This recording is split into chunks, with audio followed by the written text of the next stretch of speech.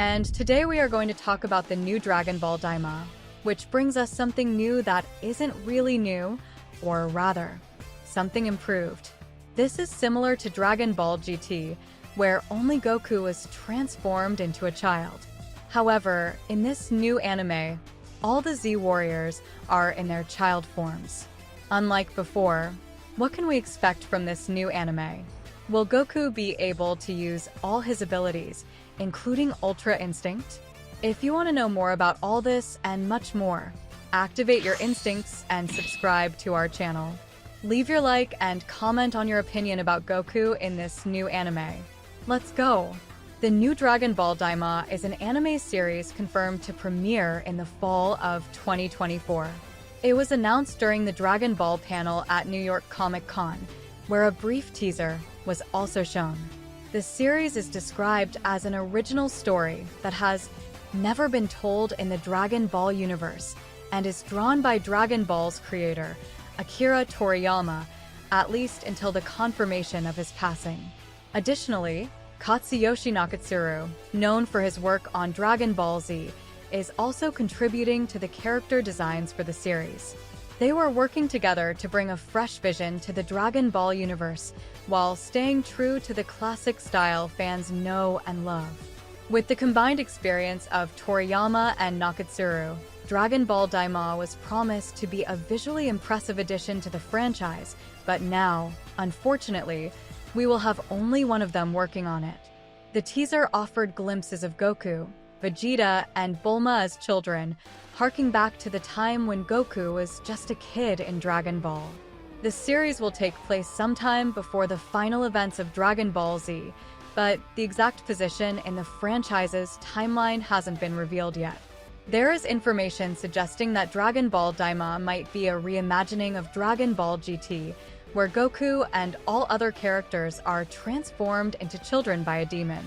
The characters will have to join forces to regain their original bodies. The series promises to bring a new look for Goku that hasn't been seen since 1984 and to silence critics who wanted the return of Dragon Ball Super. It is expected that Dragon Ball Daima will have 20 episodes. It looks like Dragon Ball Daima will be an exciting and nostalgic addition to the franchise, combining classic elements with new stories and adventures for longtime fans and new viewers.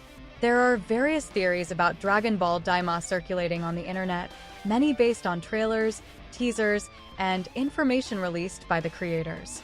One theory suggests that the new anime may delve deeper into the origin and nature of Majin Buu. The design of Buu in Dragon Ball Daima has raised questions about his transformation, as he appears to have shrunk in size rather than returning to his original Kid Buu form. There is speculation about the meaning of the title, Daima, which doesn't have a literal translation in Japanese. Some fans believe that the characters used could be translated as great and evil, hinting at darker themes for the series. Another popular theory is that time manipulation might be a central element of the plot, possibly linking Dragon Ball Super and Daima. This could involve Whis or other characters with time-related abilities. An intriguing theory is that Goku and other characters may have lost some of their powers when they were transformed into children.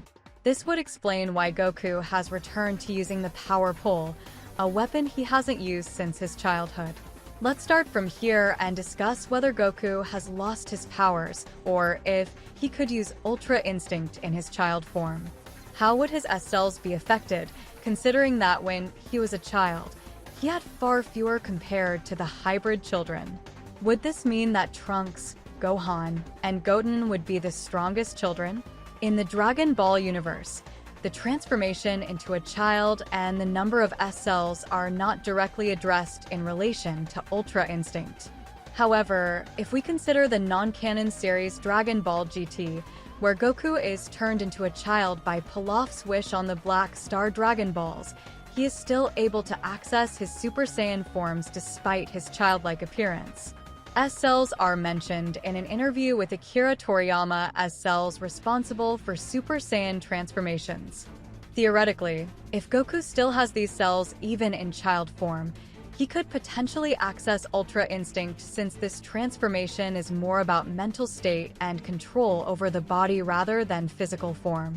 Regarding the forms Goku could use, in Dragon Ball GT, he manages to transform into Super Saiyan 1, 2, and 3 and eventually reaches the unique Super Saiyan 4 form.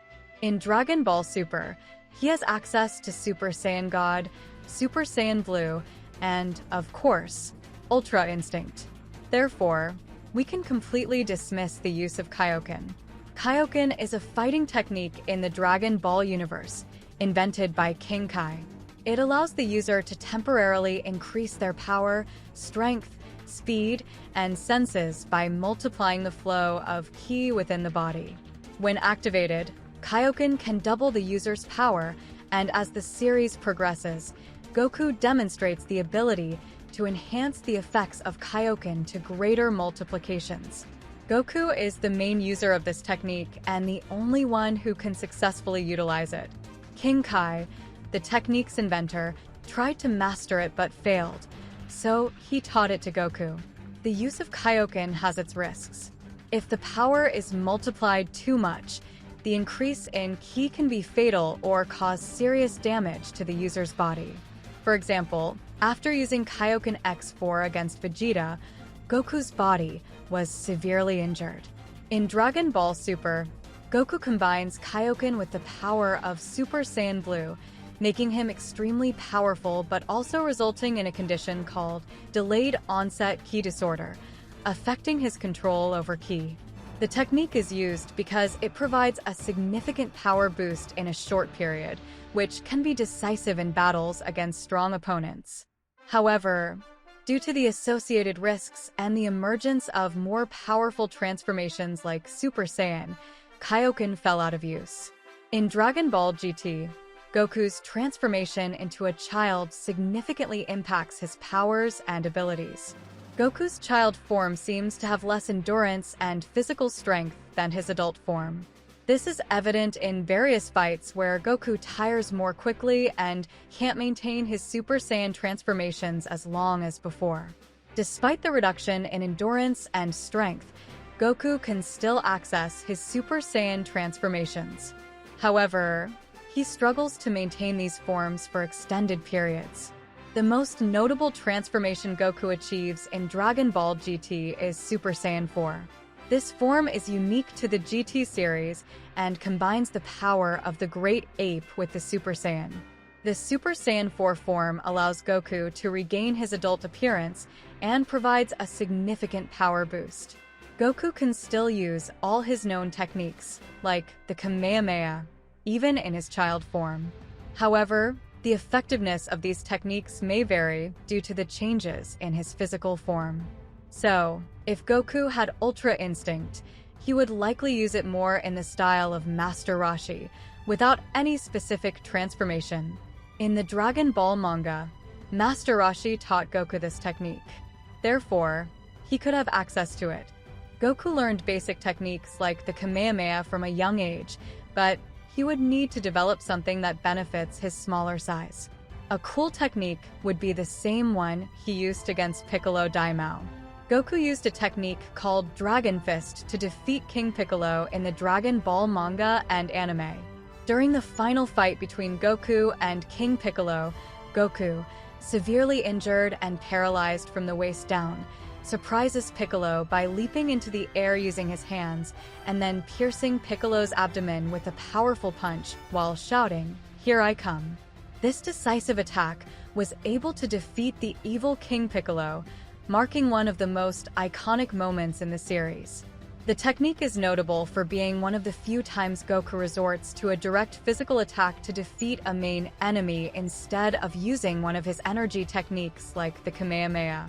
So yes, he would likely rely more on this style, as his control over his ki might be compromised. For example, a Super Saiyan Blue transformation would be difficult for him, but not necessarily a Super Saiyan God. The difference between Super Saiyan God and Super Saiyan Blue primarily lies in the level of power and how ki is utilized. Super Saiyan God. This form is achieved when a Saiyan accesses divine ki, a power more potent than regular ki. Visually, the user's hair and eyes turn red, and a crimson aura surrounds the body. Goku is able to achieve this form with the help of 5 righteous Saiyans. Super Saiyan Blue. This is an evolution of Super Saiyan God. When someone who has mastered the powers of Super Saiyan God activates divine ki and transforms, they achieve Super Saiyan Blue. In addition to the increase in power, the hair and aura turn blue. This form is attained by better controlling all this energy, allowing it to be maintained for longer periods. Therefore, Super Saiyan Blue is considered a more advanced and powerful form, representing the next step in the evolution of Super Saiyan God. But there is also another possibility, considering the style of the new anime, which is more magical and mystical. Goku could develop a mystical form, similar to Gohan when he unlocked his potential. When Gohan was a child, he had a limiter, but this might not apply to Goku, who would already have advanced knowledge of this step.